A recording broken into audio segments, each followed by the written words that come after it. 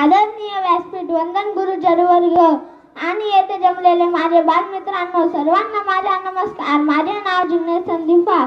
निसर्ग म्हणजे आपल्या सभोवतालचे वातावरण, ज्यात हवा, पाणी, झाडे आणि प्राणी यांचा समावेश असतो.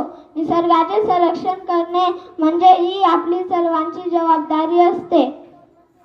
निसर्ग वाचवण्यासाठी आपण जास्त झाडे लावली पाहिजे, पाणी जपून वापरले पाहिजे आणि त्याची बचत केली पाहिजे. प्लास्टिकचा वापर टाळला पाहिजे, कारण ते पर्यावरणासाठी हानिकारक आहे. कचरा योग्य ठिकाणी टाकला पाहिजे आणि परिसर स्वच्छ ठेवला पाहिजे.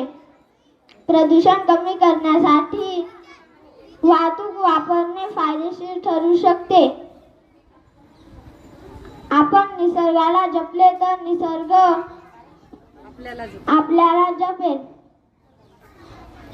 निसर्ग वाचवणे म्हणजे आपले भविष्य सुरक्षित करणे. चला निसर्गाचे संरक्षण करण्याची शपथ घेऊया. जय हिंद, जय भारत.